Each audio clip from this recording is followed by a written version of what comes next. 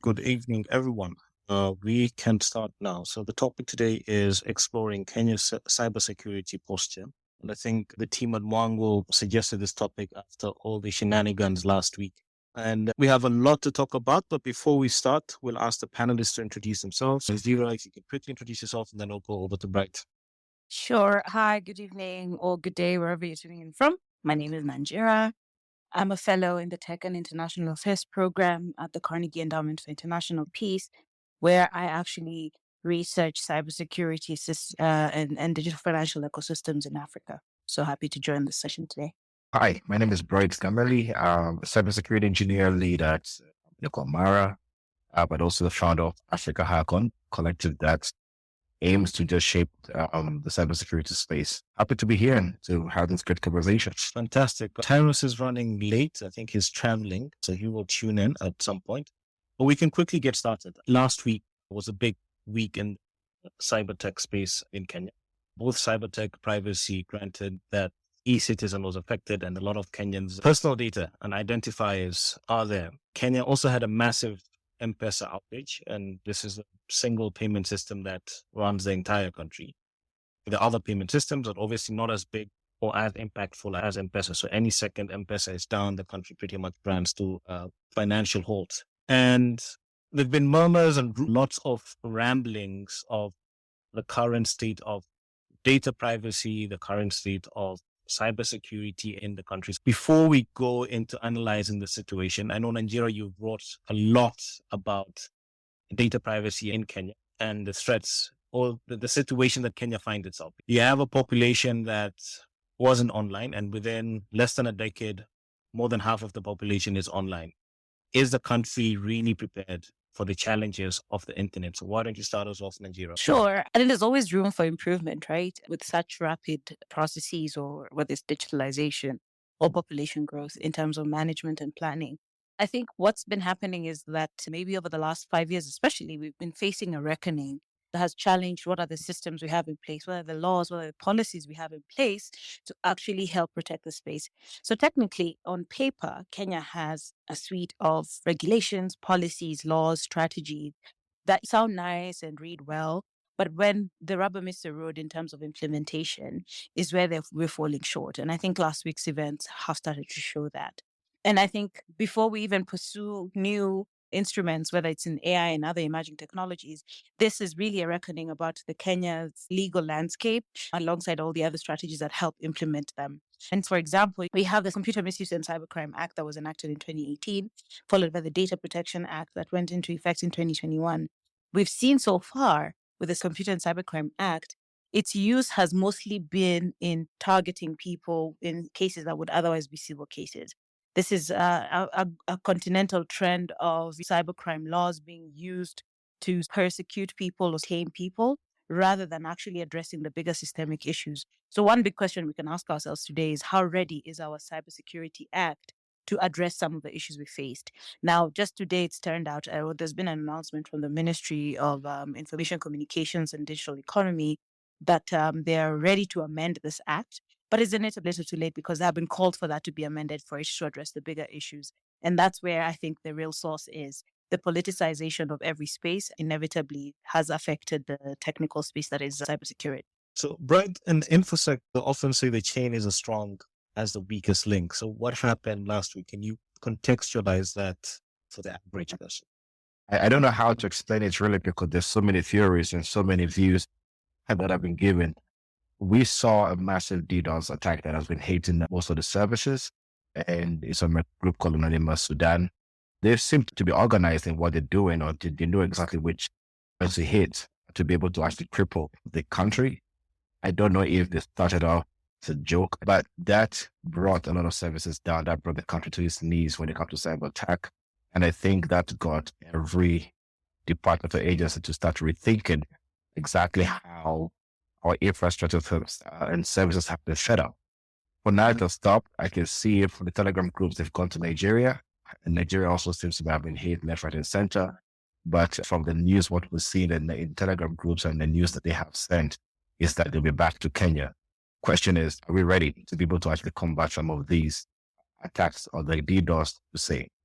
in a way, I say we are lucky that there has not been any sign of exploitation of data, because that would be bad. DDoS attack sometimes can be easy to prevent, sometimes can also be difficult to prevent in cases depending on the kind of DDoS attacks that it is.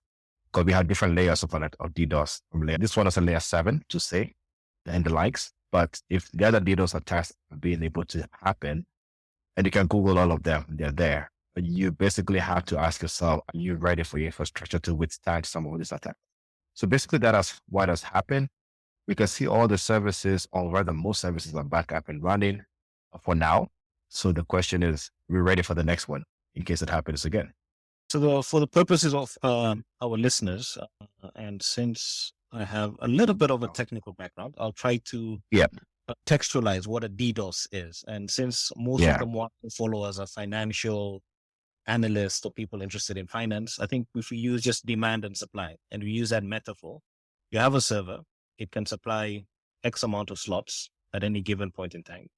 When your demand surpasses your supply, then your server breaks down, it can't handle the requests, and you have a denial of service. So a DDoS is a distributed denial of service, where you have malicious actors who are simulating demand in order to bring down your infrastructure. So I think that's what we saw. And we have this group calling themselves Anonymous Sudan that are claiming to be fronting the attack for whatever reasons.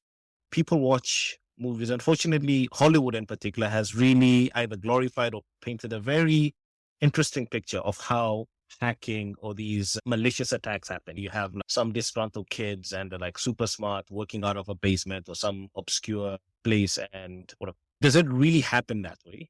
Or if you're looking at it of late, and the discussion that I want to have today is, do these things also have state actors that sponsoring such activities to achieve certain agendas?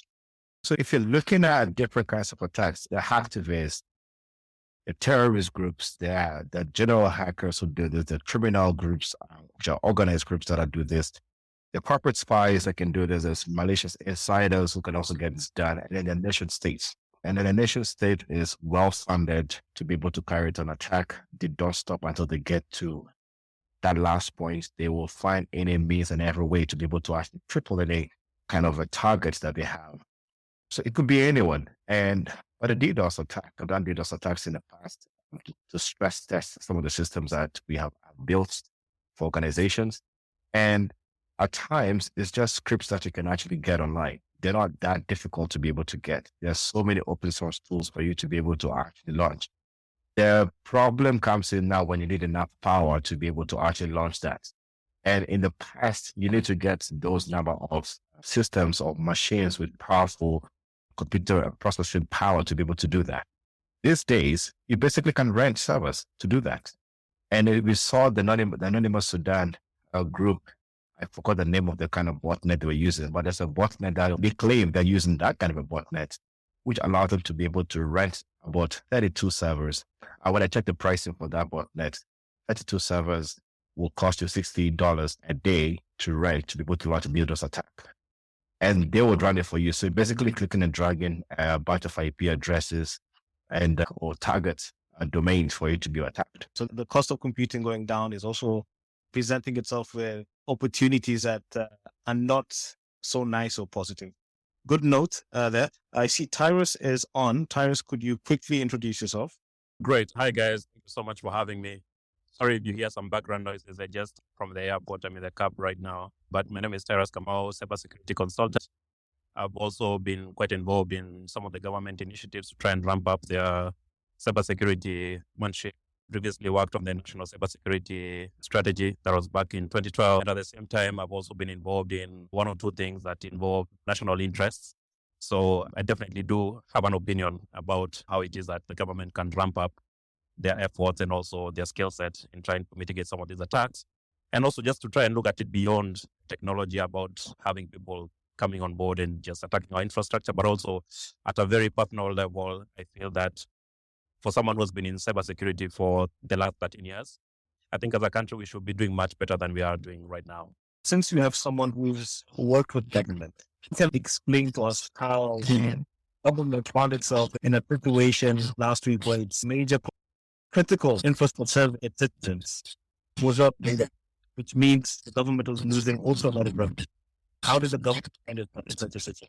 In my personal opinion and my expertise, I think one of the things we know is that government does know the threats that it's faced with, right from military background. They do understand the threat level, they do understand the threat landscape.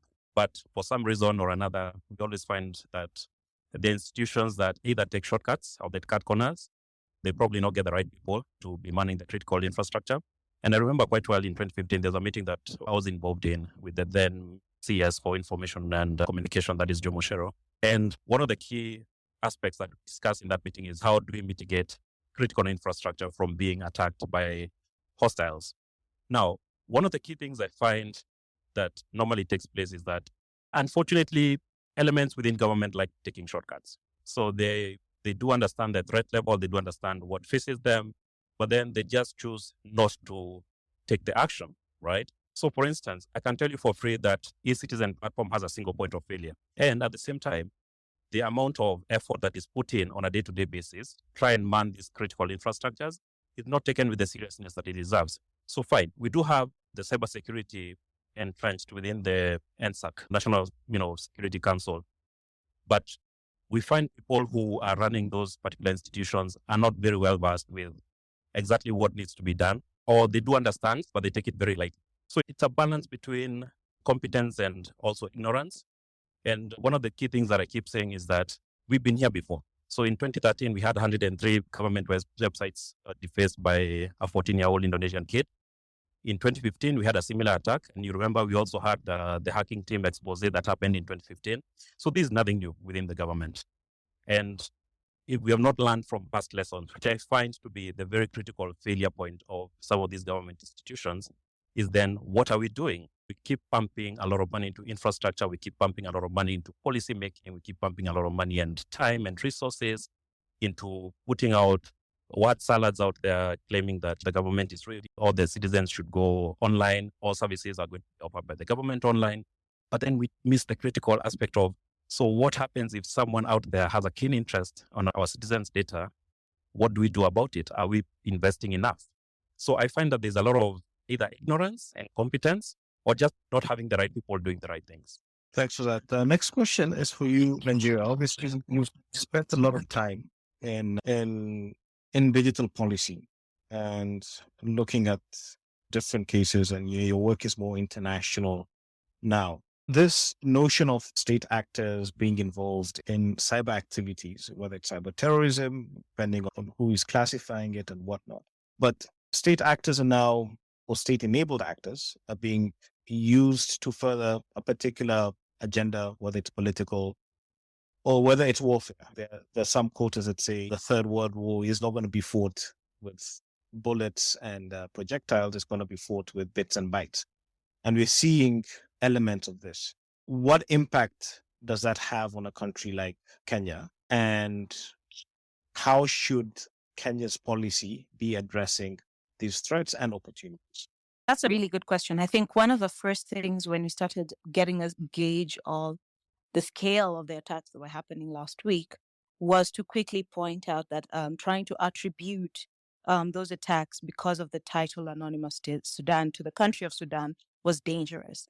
And this is something that is emerging even in the international space, that attributing cyber attacks to even state-sponsored actors is very dangerous work just because it's really hard to prove. And anyway, in any case, rather than going down that rabbit hole, I think the point is how ready are we anyway, because we can safely assume this is going to be the least chaotic time in our cyber posture going forward. And Tyrus has pointed out what we've seen over the last decade or so. How ready are we should be the bigger question for this new normal. And I think when we saw the government talking about trying to bring 5,000 services online so quickly, those folks in the InfoSec community were like, so what's the posture? How ready are we for this? And those questions were brushed aside because there's a lot of posturing by the government to, I don't know, to meet whatever criteria politically need to be met. I think what's going to be very interesting for countries like Kenya, and even what we've just seen happening that's actually unfolding in Nigeria, is that sometimes you have to put those kinds of politics of grandstanding aside. I think it's quite commendable in comparison with Nigeria right now that the National Information Technology Development Agency, or NITDA, in Nigeria has already put out a statement that there's an attack happening. They've noted that there are hacktivists trying to get through their systems. They've even announced that while MTN has been targeted, even MTN itself has not acknowledged that, but the agency in charge in government has spoken to that. It has issued of ordinary citizens and everybody alike measures they can take in the meantime. We never saw that here. We have a flurry of institutions, of committees set up through our national cybersecurity strategy. The first iteration was in 2012. We just had another one adopted in 2022. Nothing of that sort happened. The first statement we got from the government was rather cavalier through a radio interview with the cabinet secretary. And after that, a statement that has only been distributed largely through social media and then through media. There has been nowhere you can go in any of the government entities online to get information or real-time updates. We have the Kenya National CERT, for example, housed under the Communications Authority. We have the National Cyber Command Center that is even unclear if it still functions under the new cybersecurity strategy. All these entities were mum. So there's a big challenge here, the cultural mindset of Sirikal, hot secret, was keeping it secretive, that has to be got rid of as a matter of urgency within government, because you cannot treat cybersecurity issues as though, and especially when they're impacting the public, as though they're not to be addressed. Nobody's saying you should attribute immediately. Nobody is saying you speak to something. But what was really sad to see last week and into this week is the silence, the loud silence from private actors who are affected and from the government. And that in itself risks fostering distrust in our own cyberspace, not just for us, but because our government loves to entertain the world's view of us. It's also going to look like we're a big bunch of clowns in the Silicon Savannah, to be honest. I see while Bright was clapping and cheering on, so I'll post the next question.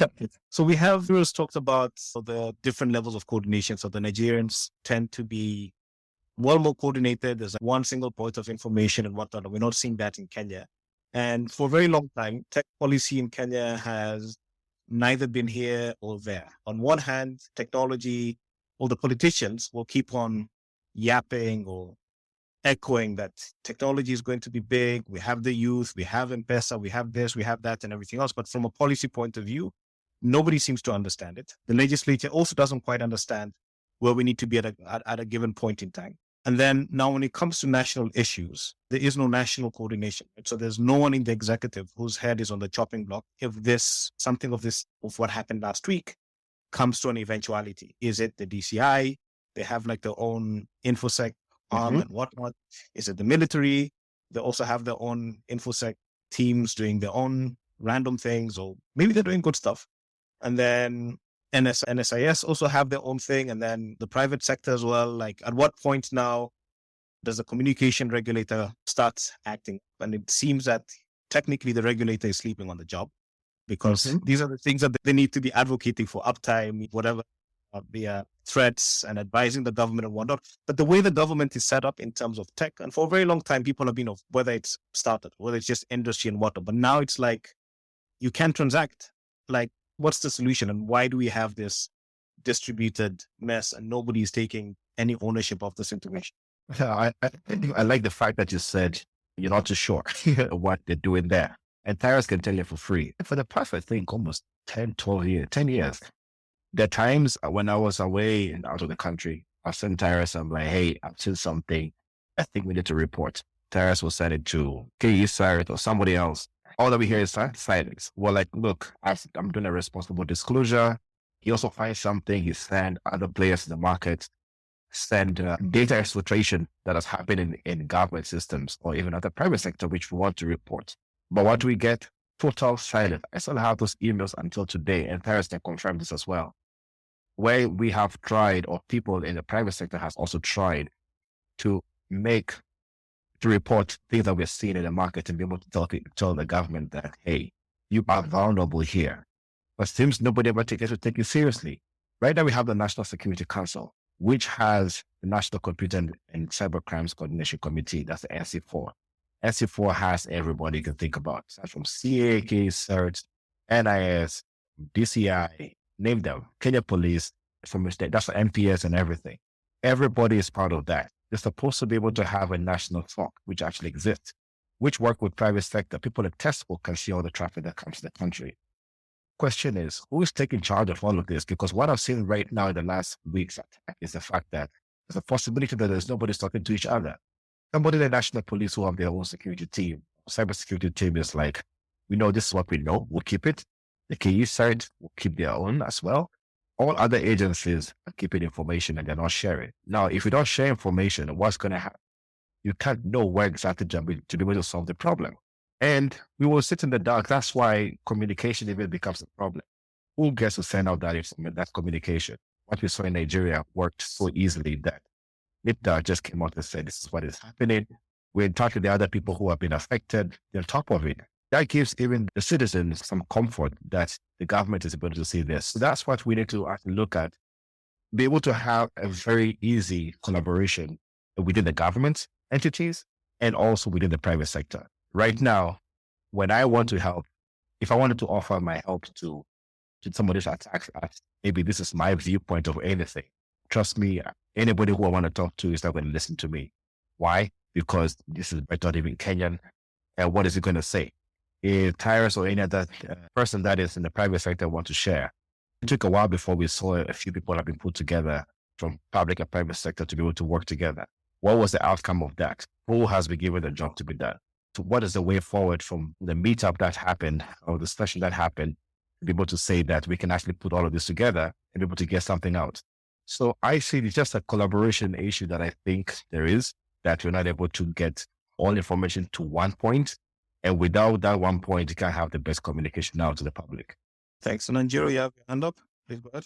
Yeah, I just wanted to chime in there on what Bright was speaking about, to say that we're also seeing that culture of silence or of not communicating from government translating to how the private sector also responds. So in this case, we waited for whether it's Kenya Bankers Association or any other associations in the private sector to merely acknowledge that their systems were down. Bank to M-Pesa services were down. M-Pesa itself was down. Nothing to date has been said by any of these entities. So there could be different reasons, obviously, that none of us are privy to.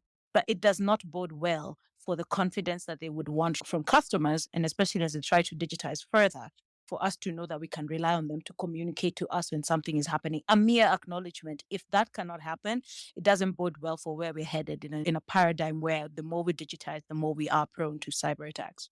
Nigeria, I like what you said there. Look at what happened we all saw on Twitter, this is no secret, Kenya Airports Authority data being leaked out there, when able to download them. Everybody was just being shared in so many WhatsApp groups of private data, which was a matter of national security. There was nothing to be able to say exactly how that was dealt with or how the future of that. If that was not something to be scared of, then I don't think we need to be scared of anything else then. So you guys have raised pertinent points. And what I'm getting out of it is InfoSec is mostly clear. It's getting by disclosure, and it's driven by open standards or open flows of communication. And it's very similar to the way the open source community operates. And we're seeing this with practitioners in Kenya. Actually, most InfoSec practitioners always have open networks because it's just the nature of the industry. Now, what I find interesting in Kenya is it's not that the country is lacking of experts, right? Experts in the field. It's not like an obscure country somewhere in the middle of the Sahara or some island somewhere. There are lots of experts, both Kenyan and non-Kenyan, lots of experts domiciled in Kenya and mostly in Nairobi. And over the last 10 years, the country has also been shipping out a lot of InfoSec talent. So these are people who would initially be trained in banks, they get a little bit of experience, and they ship out to other countries. And the ones that are still domiciled in the country are probably working remotely for other organizations. So how is it that you have a talent pool, but you're not able to fix this problem? So this question is for Cyrus. Thank you so much. Actually, I really appreciate what Nigeria and Bright have brought out.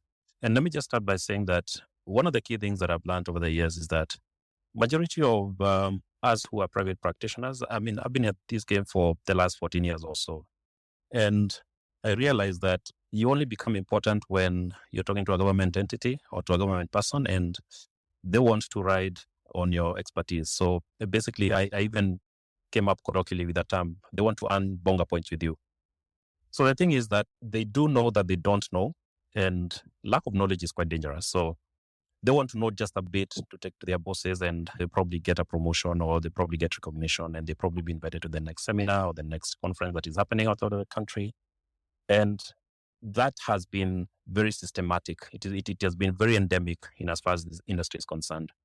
I was very privileged to work with Booz Allen and Hamilton in crafting the National Cybersecurity Strategy back in 2012. That was launched in 2013. And by the time we were launching that particular strategy, they were already back and forth because it was a question of who owns this strategy. Is it, back then it was ICT board, which later became ICTA, or was it the CA? So there's a lot of push and pull. So you realize it's a culture of, I'm the one who discovered it first. I'm the one who has this new shiny policy, this new shiny strategy. I have this newfound knowledge, and I need to be the one to be recognized. So that puts a stress on us private practitioners because then we don't get to actually contribute to our country. And there have been instances where I've been called in and there are people who have really appreciated my expertise 100%. But at the same time, when such an incident happens, it's always a case of rushing to get the Band-Aid. Or where is Bright? Oh my God, where is Cyrus? Or where is so and so? How can we actually just go to this meeting and present these points so that it can just be swept under the carpet? And we just need to stop that culture. It's been a very toxic culture of people within government who are responsible for critical infrastructure, for citizen data, not taking into heart that we need to stop just taking this as a trophy. It's not a point for you to shine. It's not a PR moment for you. At the same time, in that particular cybersecurity strategy that we came up with, there were very clear points that were incrementally grown. So there's something called the capability maturity model that the strategy was adopted in, and this was actually going to go on for years, for maybe even 20 years. But what we've seen over and over again is that every time a new administration comes in, they want to start something afresh. So when do we ever get to a point where we are actually solidifying the plans that we have? We are actually implementing and getting the right people to do the right things. For me, I never shy away from saying that, look, at times we do have people who are not competent enough to run this thing. Let's just be honest with each other.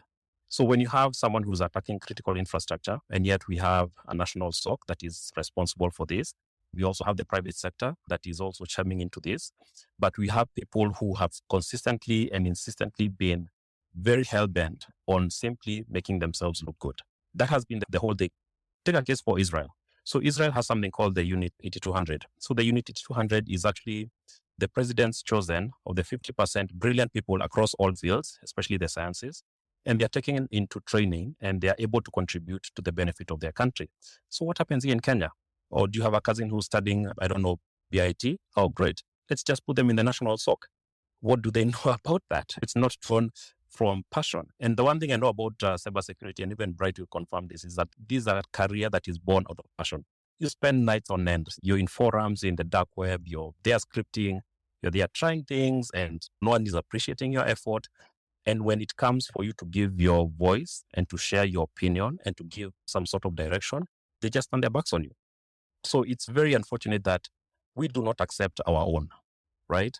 As a country, we do not appreciate the talent that we have. It's not like we don't have talent in cybersecurity in Kenya. Heck, we have Africa Hackon that has breeded very competent and extremely passionate people that can actually drive this particular initiative to support the country. But there's no opportunity that is given. There may be consideration of, oh, you know what, you need to apply through the PSC and everything. I think we just need to let go of that mindset. There are people who are very passionate about protecting the infrastructure, and they could have turned to the dark side. They could as well just siphon information and take it to whoever the highest bidder is. But we choose not to, because you know what? We know these are our parents' data, these are our family's data that is out there. And there's also pride in knowing that you're doing something for your country. And when you see a country like Nigeria actually taking steps, it's because they've empowered their people. I've worked with Nigerians across the world, and they're very proud of their country. There's no Nigerian you'll meet in Dubai, you'll meet in Netherlands, or wherever you'll meet, that doesn't have that sense of pride. And that is because they've been empowered that, you know what, national comes first. So if we have people who are attacking us, then the onus is on the government to try and actually appreciate that we do have talent, and this talent needs to be hinged on already existing frameworks. Like I said, the National Cybersecurity Strategy is already there. I don't know why it's gathering dust in whoever office it is, but there's opportunity for us to we need to make it right. Let's just do the right thing. We know how to do the right thing. Let's just do it. That's it. I was just listening to Tyrus and recalling that there's the fact that not only do we have the technical talent, sort of like infosec side of cybersecurity, we have so many people who are well versed or who have been over the last decade or so prizing themselves on how even other interdisciplinary aspects that impact cybersecurity come in. So policy, law, psychology, and so on. And it's really actually the sort of bane of my existence in this thing is even when you find your government representatives out there in international fora trying to talk about how Kenya has done X and Y and Z, and you have to sit there and be like, you're lying though. It's really tragic. Now, I was speaking earlier about how this is also translating to the private sector to what is very, for me, is very saddening to see. And I was thinking about the fact that there's such an opportunity, say, for Kenya bankers in the banking sector and other financial sector players, including fintech associations, to back this trend of Sirikal, this idea of everything is a well-kept secret or everybody's in a tough war. There's so many interesting mechanisms. And South Africa is a really instructive example here for the private sector. Now, South Africa in itself is lagging in cybersecurity laws and strategies and so on. But in the banking sector, at least, the South African bank tracing was set up independently to actually monitor these trends for their sector. And they're able to actually then work together, not just with banks, but also with companies like Wells Fargo and everybody else who's tangentially impacted by attacks on their infrastructure, the banking infrastructure, and they've been able to do some really helpful work.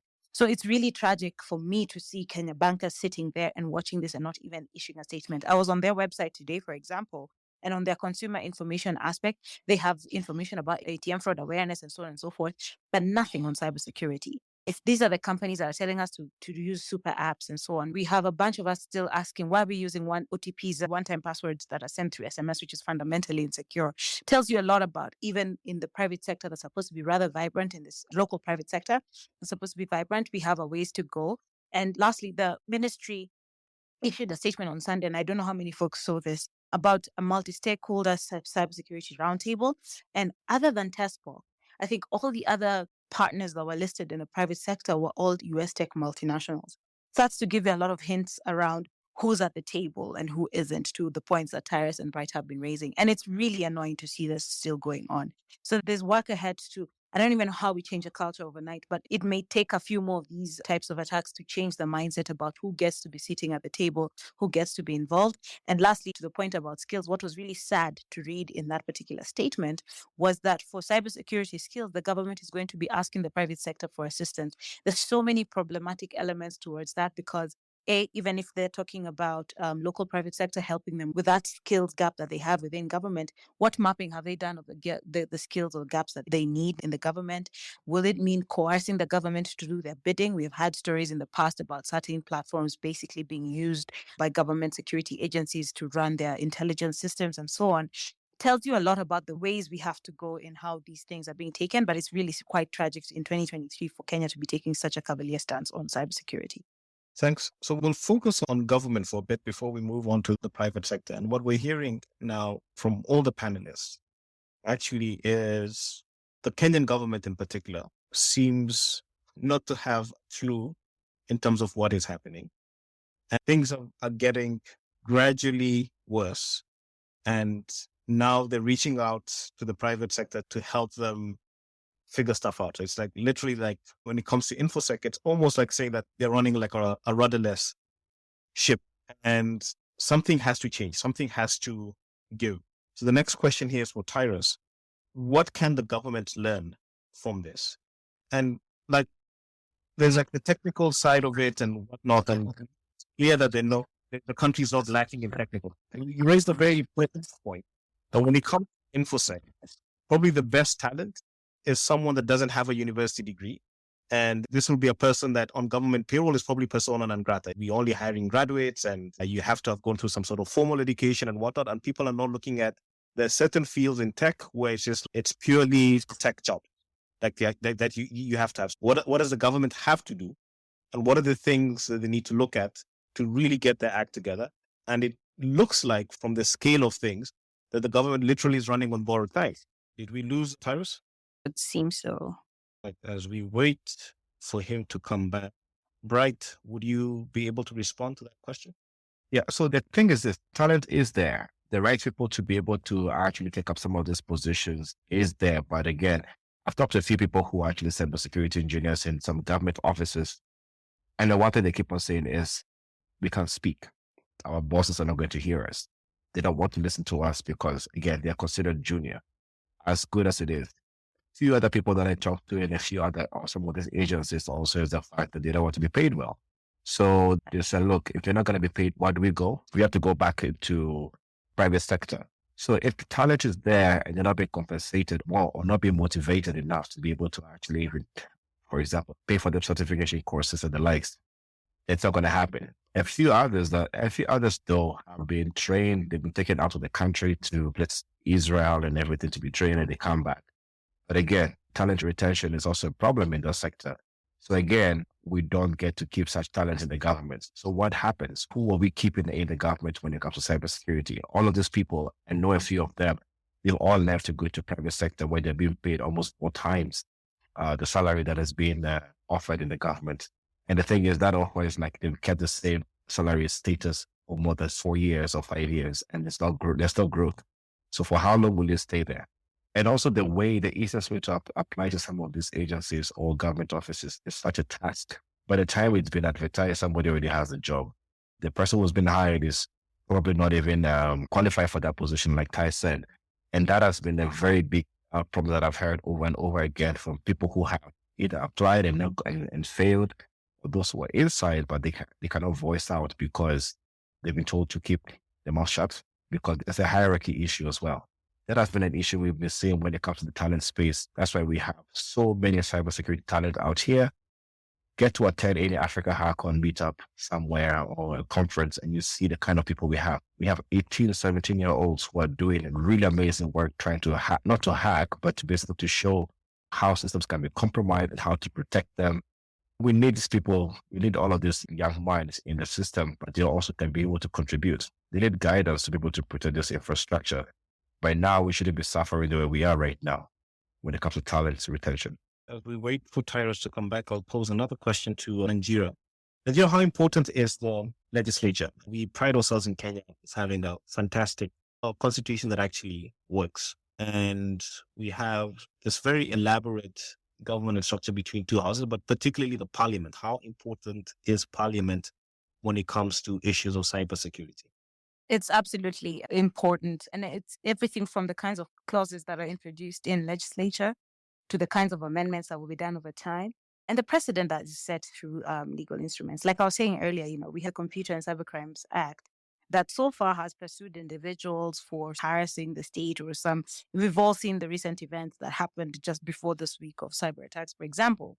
Now, if that's what we're using these laws for, and this is something that happens all across the continent, when are we going to have these laws that actually address the legal recourse or set up mutual legal assistance treaties or other instruments that help us address the cross-border transnational nature of cybercrime? So there's a lot of politics there that is seeded, obviously, in how legislature comes into being. And you already have a dangerous precedent of our constitution or different laws just being interpreted anyhowly. And it poses in itself a huge risk. So it's really important.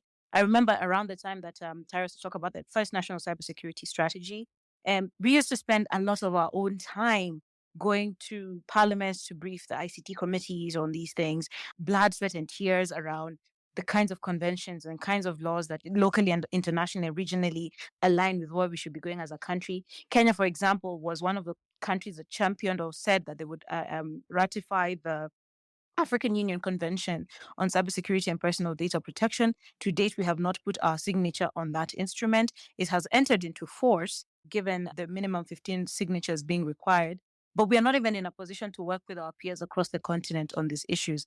That just speaks to the kinds of tragedies that the way we keep shooting ourselves in the foot, because the legislature is supposed to be an instrument that helps us not only work locally, but also regionally and internationally. Sorry, guys. Yeah, I was in transit, so I lost you guys. So back to your question about building capacity. There's one thing I'd like to set straight. So there are initiatives that have actually been very commendable by the government. So first and foremost, under the KDF, like I mentioned, ICRAL has done a very good job at ramping up their cybersecurity skill set capacity.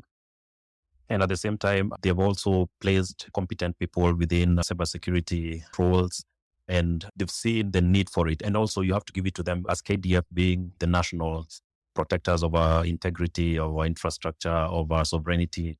They are doing everything that they can within their mandate. It would be good to also just try and separate people who completely understand and appreciate the need for cyber resilience within the country vis-a-vis politics or people who are in politics who are trying to politicize the whole engagement around cybersecurity. So The thing is that it's been very consistent that parts of the national cybersecurity strategy have been followed to the letter by KDF. It's slow, but they've made considerable progress. But then the challenge comes in when you have people who become celebrities overnight by simply commenting on a DDoS attack that is coming from, suppose, anonymous guys from Sudan. And this is exactly where the problem is. One thing I understand about government, and I've really learned over the years, is that government is a huge animal and there are so many moving parts. And it's very rare for them to move in a coordinated manner. So the people who are in charge of policy, and this is the legislature part of the government, they need to up their game. And at the same time, they cannot work in silos. They cannot be the ones who are taking credit for every other progress that is happening within the cybersecurity realm. Over and above that, I've also come to realize that for people who are chasing after glory, they can't be soldiers of fortune within cybersecurity. We need people who truly understand this. And I think that's one of the elements that has helped us as a country, because when you see the National Cybersecurity Operations Center being run by KDF, then it means that these are people who have an idea of the realms to which our sovereignty needs to be protected. When you look at people like the DCI, there are efforts that have been made within that particular area.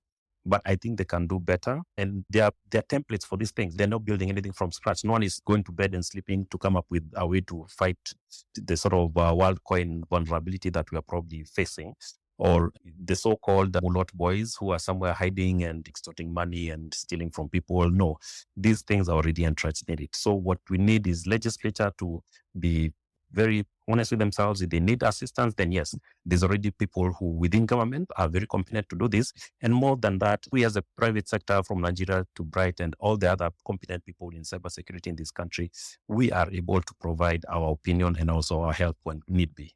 As of today, in today's Senate hearings, we have more statements issued by different actors within government, both the executive and legislature, on WorldCoin than we have around the cyber attacks that happened yesterday.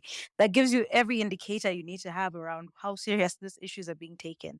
WorldCoin, maybe there are brownie points to show who has acted more than the other. We can backdate that issue into why it happened in the first place. But the fact that there were actually attacks that happened and there hasn't been anything other than a cavalier statement here and there, one from the Ministry of Information Communications and Digital Economy acknowledging it and telling us you can report to the CERT and whatever, and the one from Ministry of Interior that said eCitizen is back up. Nothing else about what kinds of audits will happen, what kinds of improvements will be made upon. Even the bodies within government or in interagency coordination mechanisms that should inform the citizens on basic cyber hygiene, nobody has said anything. That tells you a lot about where we are and where even legislature is captured for these brownie points or whoever needs to appease whoever in the ecosystem. So we have our cut out for us. Look, we're still in the legislature. So I just looked up the makeup of the Kenyan parliament. And we have, I think, 290 constituencies, and then we have the nominated. So in total, there are 349 seats. And if we were to take a tally and log those 349 people, how many of them would actually get the impact or the gist of how important cyber tech is? Sometimes it's starting to become an unfortunate truism with cybersecurity that unless something has happened to you and hits you so viscerally, you don't get the significance of it. We have an ICT committee in the Senate and one in the National Assembly. And I think they have joint Senate ICT committees. Clearly, going by the fact that there are more statements around WorldCoin than there are around the attacks that actually happen, gives you a sense of who knows even maybe basic cyber hygiene and whether they're using encryption on their devices or leaking nudes by using likes instead of bookmarks on X, now formerly known as Twitter. Just gives you a sense of, hey, anyway, yeah, as we say, this stems back to something that Bright and I were in a conversation not so long ago about even AI and saying a lot of this goes back to voting wisely. The fact that we keep voting for what seems to be popularity contests rather than people who show us what they have as their metal professionally or otherwise tells you a lot about how we're going in and we're just flying blind. And there's a whole other layer of people who have to do the work that these people who are elected to do are not doing. So I think that brings about a very salient point, and one that's also very important in the sense that the community now needs to sit down and figure out, actually, you need representation in parliament.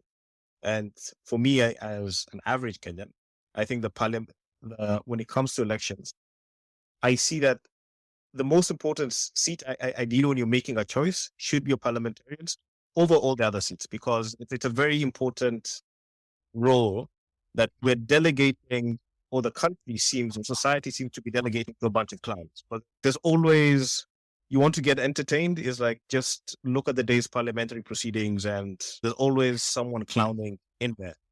Yet it's like one of the most important jobs in the country. What is the way forward for the enlightened community, for the tech community, and for the private sector as well? Granted that now in Kenya, every other company is either a fintech or is affected by fintech. Granted that M-Pesa is the dominant payment channel. So these are very important points. How does the community now start waking up and saying, hey, we really need to think through the people that actually are being voted into these positions? So much so that the next election is being pulled for, there is at least, you have choices of some sensible people who want to be championing the right agenda. Is there a way forward, or should we just all kind of sit down and see what's going to happen, and maybe things are going to self-correct at some point? I think, in my opinion, to quote a very important book, you shall know them by their fruits. One of the things that I really hope for is that we will have legislatures, especially in Parliament, or even in the Senate, the National Assembly, who truly understand the scope of our national cybersecurity posture. Currently, I'm pretty sure there are very few of those sitting currently in Parliament who know that we are the only country that has a strategic partnership with the US Cybercom, and we only have one person trained on that. And at the same time, they do not know how much they can leverage on this. And the individuals who have been exposed to this particular training or this kind of exposure, people within our defense systems or defense personnel. Number two, the other thing they also need to realize is that majority of the infrastructure that is run and even the data that is collected by the private sector. So the private sector as well, in as much as we might be on that side and we are complaining or we are throwing jabs at them, the onus is also on the private sector to be very proactive. You just can't have people operating in silos and saying that, hey, you know what, we have the shiniest technology in our department or in our organization, so we're not going to engage. And I think we know better than anyone else. There's a lot of collaboration that really needs to go into this. And I'll give you an example. There was a time, I think sometime in 2016, 2017, there was a group that was very rampant in attacking banks, and they had just repurposed some ransomware that was just cutting through networks and firewalls like a hot knife through butter. And they stole a lot of money, that I can tell you for free. And it took a lot of time for the private sector to appreciate the need to collaborate. With no particular case in mind, I'll pick up something like the Kenya Bankers Association. So these are guys who are the heart of the majority of the transactions that happen. But when we see an attack coming from a North Korean group like the Lazarus group attacking the SWIFT systems, everyone goes mad. No one is even willing to cooperate with the law enforcement agencies. No one is willing to cooperate with the NC3 or NC4 because they think that we have the brightest people. And that's the one thing, you can never get high on your own Kool-Aid. You can't. You can never get high on your own supply. You need to collaborate and you need to expose the amount of vulnerability or the threat level that you're facing or however much data has been exfiltrated. And I know right now it's a bit difficult with the Data Protection Office because there are stiff penalties that are being levied against organizations that are not taking care of personal data. But it doesn't mean that you can't have conversations. There need to be more roundtables, less of these tea and mandazi and samosa conferences that we normally see with no action to it. We need to start seeing people collaborating and actionable items and actionable deliverables being levied against people who are responsible. So for me, I think we need to be talking a bit more. We are not the enemy. We are all fighting the same enemy. We are all watching the same movie. Let's not treat each other like enemies. I totally agree with Ty. We have people in the private sector who are doing a lot of R&D. People who are coming up with tools, where we know people who are coming up with tools, tailor-made tools actually that can actually solve some of those cybersecurity problems. We have people who are in innovation. I know people who are in the private sector doing research to be able to actually combat some of these systems. If we don't get to have more awareness getting out there or have an easy way to be able to work with the government, we're going to have a very big problem.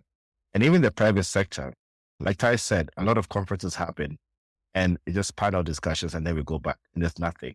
That's why we need to force a lot of training. And the training has to happen, needs to be very intentional to be able to actually make sure people are getting the skills that they needed And I'm not talking about just technical skills. The policies, the governance aspect of things, knowing how to be able to implement some of those frameworks needs to be done.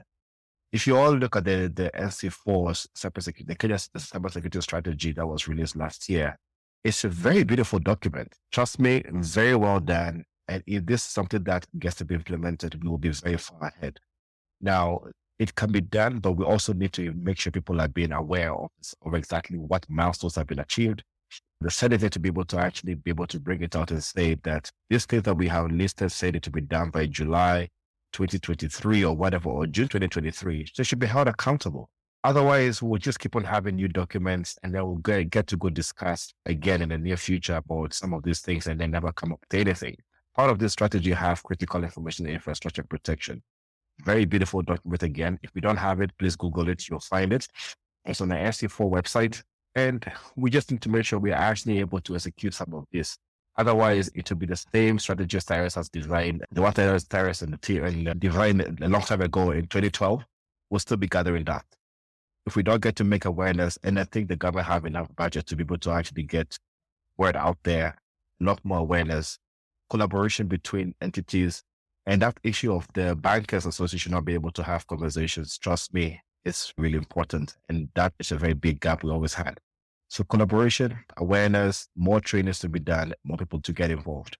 Next question, I'm just going to open it up to anyone on the floor, is what should the private sector be doing? And in Kenya, the private sector is relatively broad. So this is in the prism of cybersecurity and what has been happening over the last few years.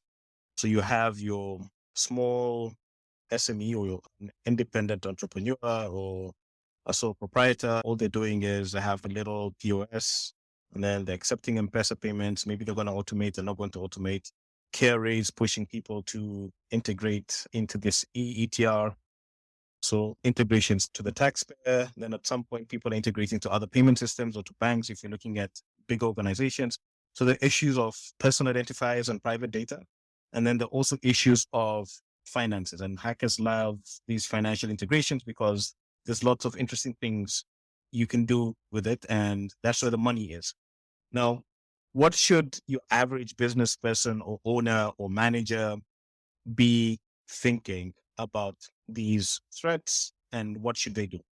I'm happy to go first. So starting with the banking sector or the larger financial sector players, for a country that's one of the leaders in fintech or digital financial services, the fact that we do not have a financial sector specific cert is something that needs to be corrected post haste. Ghana has one. Other countries, SABRIC, as I mentioned, in South Africa, exists as an independent risk information center. We do not have anything of that kind in Kenya, which is a tragedy. And it must not go the KEPSA way, which has had the bigger players who pay to play or pay to have a seat at the table.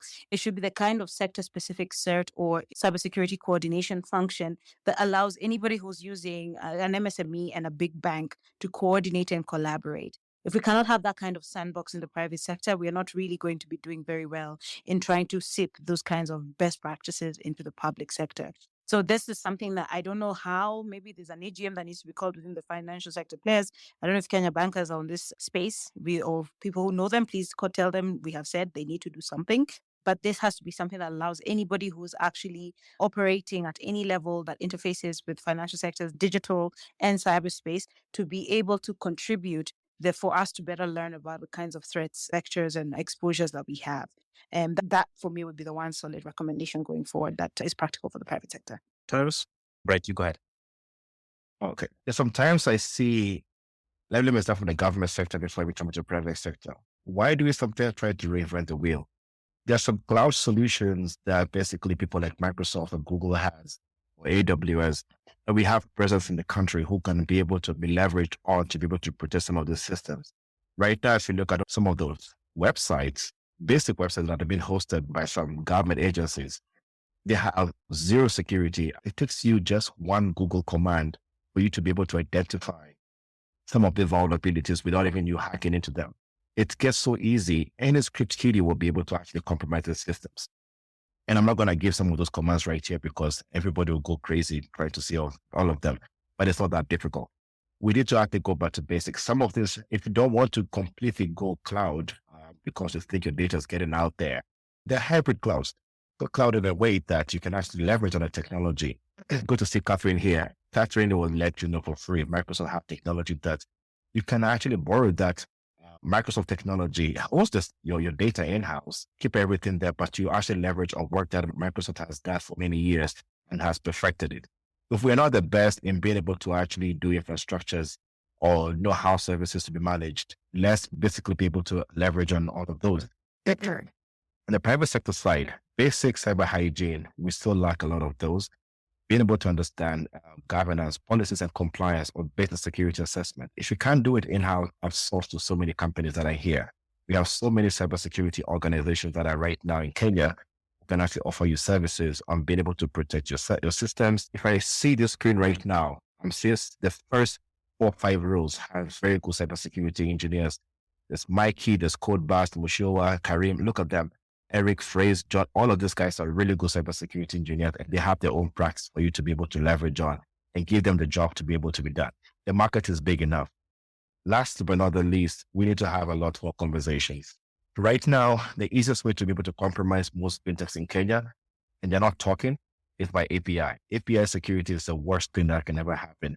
Most of these organizations set up systems on legacy ways of being able to actually host applications. I see some fintechs hosting websites and not on the kind of cloud system that we have these days. They're still hosting them in a very old fashioned way. We can't keep on doing that. We need to be able to make sure that we engage the right people, have a budget for it. Most people don't have the budget. And if you don't have the budget to be able to protect private data of people, how are you going to make sure your business stands when it gets to be hit? It's time to say. Taurus? Great. Yes. I've been from Nigeria, and Bright, those are really solid points. And I think these have been very recurrent conversations that we've been having over the years.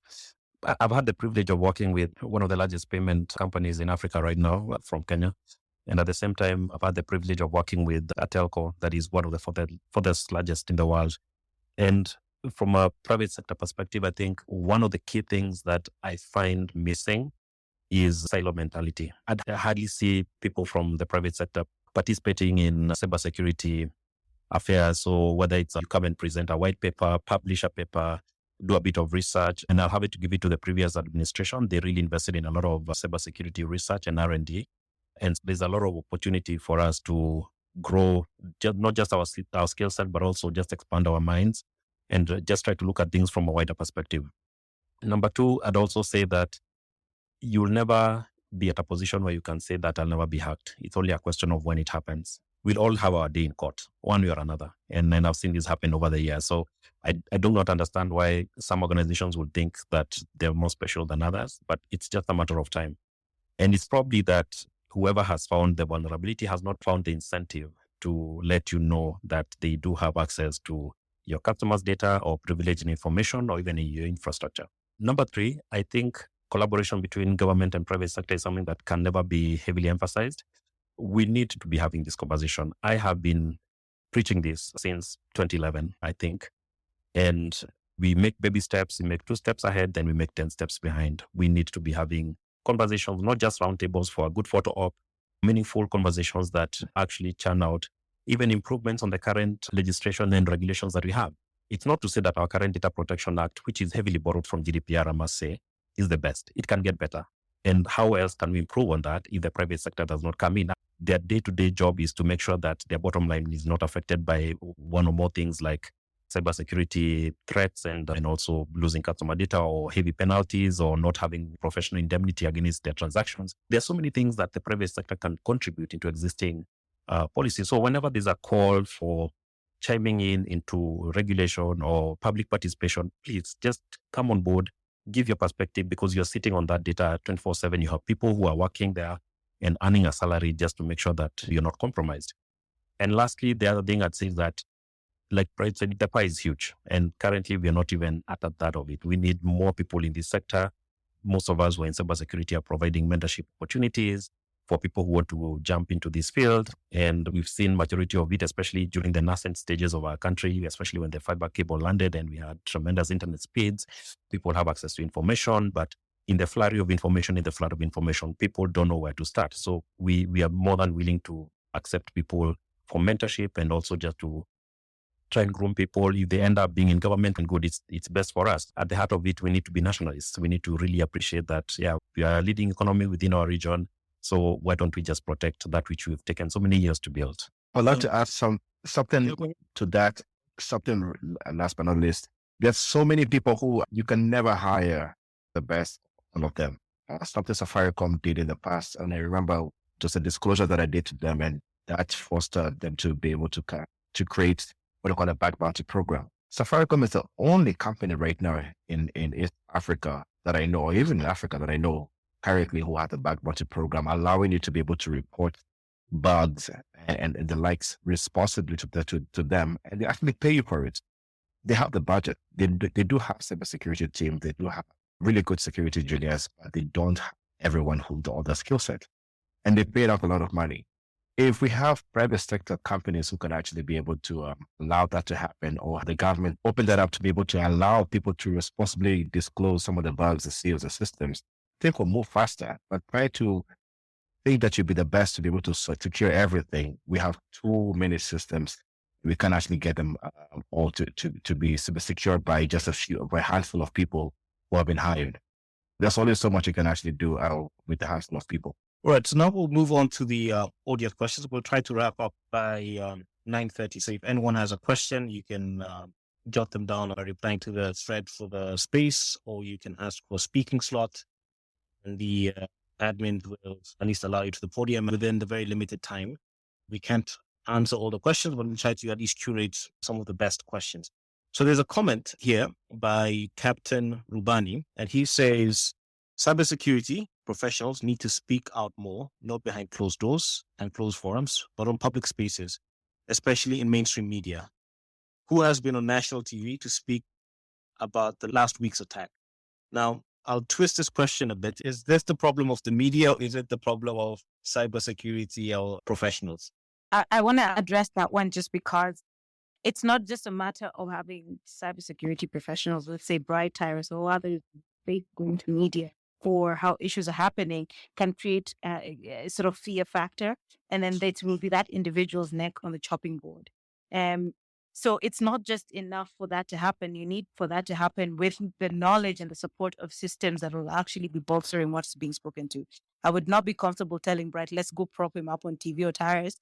And then the next thing, they've been carried by DCI because the satirical mentality is still there. That's why the spaces like this are hosted, and that's why we have these conversations. And any of this information is still out there. And lastly, we also do need our media practitioners to understand these issues and start speaking to them, because a lot of the kind of coverage you still have on Silicon Savannah is this rose-tinted glasses view of things versus these realities of the not so neat side that needs to be addressed as well. Great. I'll build up onto that. I've been on national media for a number of years now, addressing incidences. But once everything cools down, that's it. You're back at the back burner. No one remembers you up until the next incident. So I think it's also, the onus is also on the media just to understand that this is an ongoing conversation, and we can't always be called in like firemen when things are burning. We spend day to day trying to understand and unravel some of these complexities within the field. I've even put in proposals to two of the largest media companies in the region that we need to have weekly sound bites about cybersecurity. So long as we have this conversation going on, it will always stick in people's mind. It will not be forgettable. And at the same time, I think it's the same issue that plagues our judiciary, because they do not fully wrap their hands around cybersecurity incidences. And it's only when they're presented with a case that they now will call expert witnesses. And let me just give you an anecdote that I was involved in some years back. So there was this guy who apparently was arrested and arraigned in court because he had been accused of having hacked into a banking system. And so when he was put on the stand, the prosecutor was asking him, so it appears that the IP address of your laptop was found in the logs. And you know what he did? He just feigned stupidity and he said, you know, what's an IP address? And this was the IT administrator. And that's how that case fell apart, because you cannot force someone to admit that they actually do know exactly what an IP address is in a court of law. And so if the accused stands to say that, yes, I do not know what an IP address is, how are you going to prove? So there's a lot of training from the ground up that needs to be done in awareness. And also consistently having these conversations really opens up people's minds, and it really exposes them to the realities that cybersecurity is here with us. And it's not just something that affects them. It's when it happens to you is when that it dawns to you that actually this is the reality that we're living in. Thanks for that, Tyrus. And I think there's a very good point that, the onus is also on the media and to figure out what the editorial product is, especially when it comes to technology. Granted that majority of Kenyans are touched by technology in one way or another. Over 90% of the population is touched by technology every day. It affects society. And granted that the media is the fourth estate, they need to figure out, okay, what are the more important things rather than the day's political rally to put into the editorial. So challenge over to the media. Next comment is from Shinwa, and I think this is probably directed at Nigeria because she talked about this. It says, sector certs need to be communicated better. The banking sector has, it says, quote, their cert under Kenya Bankers Association. KBA has claimed this and another government agency validated it. Worth more discussions and insights. There's a bit on this drum already. KBA needs to do a better job of communicating of its tools and its services, especially where it interfaces with public. Because again, as has been pointed out, with this culture of me, I know best. Let me stick to what I know. And you even hear it from practitioners within the banking sector too. But what good is that information when all of us are under siege and nobody is communicating? And this was very clear last week. We had incidents where certain banks were taking down their bank to M-Pesa feature without communicating to the public. What fresh nonsense is that, to be honest? So that just tells you a lot about. You can have the best tool, but if nobody knows about it and how it interfaces with the public and how it creates a virtuous feedback loop, you can keep it to yourself, to be honest. All right, there's another comment from Filoski. He says the government seems to be working on a perspective of security by obscurity, non-acknowledgement and sometimes chest thumping. And NC4 is also filled and represented by government brass drawn from disciplined forces who may not necessarily understand the ins and outs of cybersecurity. Any comment on that?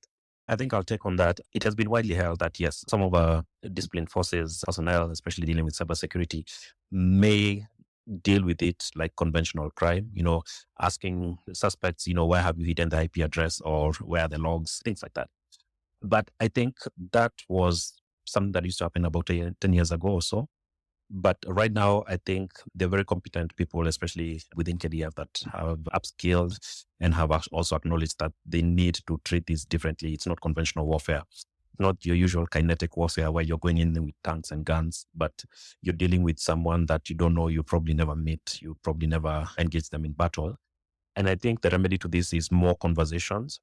The problem with us, and I keep seeing this a lot in different sectors, not just cybersecurity, is I think post-colonialism, the British way of doing things is just trying to be secretive, try not to share as much information as you can. But that I think is working to our detriment. We definitely need to talk to each other a bit more, try and unmask the secrecy and also the mystery around seeing guys in uniform in front of a SOC, understanding threat actors, looking at things that pertain to threat hunting and things like that. So I think it's more of a communication thing. It's more of a PR thing, just to put it out there that we have people who are competent in this and to enforce some sort of confidence. And once this confidence is out in the public, then I don't think the public will start looking at them as your old askaris in short. Last question before we start wrapping up. This one reminds me of how simple life used to be back in the day where you just have to update your antivirus and all these things get taken care of. So the question is from Chichi Leting. I don't know whether it's a he or she, but the question is, what does one as an individual do to protect themselves and to be alert to possible threats to their cyberspaces? Maybe I can take that. You just go back to basics. Simple things like having your emails such as your basic security for almost everything you do, because you use that for almost every kind of thing. You having a two-step verification, having backup codes for that email, making sure that you have those set up for everything that you do, and all social media accounts, which is a very easy target for people. Make sure that you actually be able to secure those. Know that fraudsters are always going to come and start giving you phone calls, sending you phishing attacks. Just be very careful and be very vigilant as to exactly what is coming to you and how you can actually protect yourself from those. If you're not sure, if it looks fishy, it's probably a phishing attack. Make sure that you do get to actually read about some of the cyber attacks that are happening, or if you get to see them, just basics, go back to basics. And that the basics is just basically looking at your email and not responding to just anything that comes to you. I would quickly add that there are plenty of helpful tools out there just to help you do your own sort of like cyber drill exercises to quickly identify those things that Bright was talking about. So look out for those because I think many are available also for just little cost or no cost at all. Yep. So a lot of education, educating yourself about the threats and whatnot. And we're seeing this from some private actors who are trying to educate the customers on what, but like I think a lot needs to be done. And granted that this is a national security threat, government needs to have budget to communicate to the population on the threats. It just can't be Safaricom's job. It just can't be the bank's job. A lot needs to be done at the national level to communicate the threats, but how simple things that people can take to protect themselves. Don't use your birthday as your password. Don't use weak passwords. Use password managers. Yes, but yes, There's absolutely. something with password managers, and I tried to download a password manager that I paid for, and I paid dearly for it when I forgot the master password, and to recover it back was hell on earth. And I discovered Microsoft Authenticator has an inbuilt password manager. Use it. It's free. So far as you have a Hotmail account, it's technically free for you to keep your passwords there. You can sync with your Android, iOS browsers. So basically you don't get to lose all your passwords as often as we do a lot. We need to just basically take those steps because we do always forget our passwords. But if you can have a password manager, which helps you to authenticate, even if you change phones on location or connection, it knows it will ask you to get back in. And you have to just use one master password for all of those. So Microsoft Authenticator is one of the good ones that I use. It's been working for me for some time now. Yeah, Google also have a half-day password manager for those who don't mind giving their data to Google, but it at least works. Now, we wrap up. So I will ask Tyrus to start wrapping up for us. First and foremost, this is such an informative conversation that we had, and I want to really appreciate Bongo Capital for hosting this space. It is very timely, and at the same time, for seeing such a huge number of people who are very keen on cybersecurity and learning a bit more about it, the ins and outs, but most importantly, on the incidences that have been happening. I've been preaching on how to try and prevent yourself or your organization from being a victim of several attacks, to the point that I've now changed my tune and I've said, you know what, you'll come look for me when it actually gets to you. Because I think for those of us who have been in the trenches in cybersecurity, we're very obsessive about it. We spend days in the deep web and we see leaks, data leaks that are touching onto Kenyan companies, to be very specific. And for me, I've made it a very personal goal to scout out there and see the mess that is the cybersecurity and hygiene has been happening, especially with the ransomware attacks that have been happening over the last 6 months. And I knew for a fact that this was going to be a very interesting year. If you're very keen on my timeline, majority of what I post is cybersecurity incidences. And so what I've done is that I've started distilling these particular incidences for people who may not have the time to go out there and score the internet for information or for data that has been leaked. So what I've decided is I will engage in that conversation once you appreciate the fact that your data is out there. And it's a lot. And it's a lot within the last 4 or 5 months. I can tell you for free, I have a lot of data that has exposed a lot of corporates. But from past experience, people choose to bring their ego to the meeting as opposed to bringing the vulnerability and understanding exactly what it is that they're facing. And with the Data Protection Office being very active, I really appreciate the fact that they are putting out very stiff penalties and not forgetting that you risk running reputational deficit over and over again if your data or your customers' data is out there. So I think it's a clarion call I'm making to anyone who's a decision maker in any reputable organization. Kindly, when we do approach or when you do approach us, I think it's time for us to have an eyeball-to-eyeball conversation, to quote someone who said that this week. Bright, over to you. Closing thoughts. Yeah. So thank you for organizing this. Like Tara said, very timely. I feel like we need to get a lot more education out there from the young ones to older generation. For example, I do a lot of activation, Africa Hackon in high schools and universities. We're trying to just teach people on basics of cybersecurity. Now I want to move it to parents because parents need to know exactly what is happening out there and how they can protect themselves, because the extortion and the likes that are happening in a lot of schools is becoming too much. We need to have a lot of collaboration with the government, and this is with multi stakeholders, and be open. We need an easy way to be able to work with the government. Right now, we can't. There's no way to be able to work with them easily because there's a lot of ego at play. And we can't keep on doing that if we want to actually move ahead in the cyberspace. We need to be able to make sure that we have an easy way of also reporting about some of these incidents or things we have found, and that people don't get to be scared. So many cybersecurity gurus in the group right now are scared of being able to bring on some things they find because they feel like if they do that, will be fine. They will be prosecuted or something like that. Yeah, Africa Hackon does a lot of more of this training. Look out for them. We do a monthly meetup on which we post every other time. And we need the support that we can, as always, to be able to do this. And it's always one philosophy that I have is train somebody else. If you guys don't know, Terence was one of the people who actually grew me when I was starting in cybersecurity. And that ripple effect I've seen so many other people who are in this group right now to become the gurus. And we keep on sharing. Until today, we still share ideas, still share tools. And it's not that because you'll never know everything and I'll never know everything. And that's the best way to do is to share. And that's the best way to go. So hoping to see more collaboration in the industry playing and get more support from everyone. As I always say, the technical is very much political. And in this case, we're seeing that even cybersecurity has political implications. To say vote wisely, I know it's just voted, but next time vote very wisely. Look up whoever is in the ICT committee in the Senate, in Parliament. They may be your representative member. Put them under heat and pressure about what they're doing other than just issuing word salads.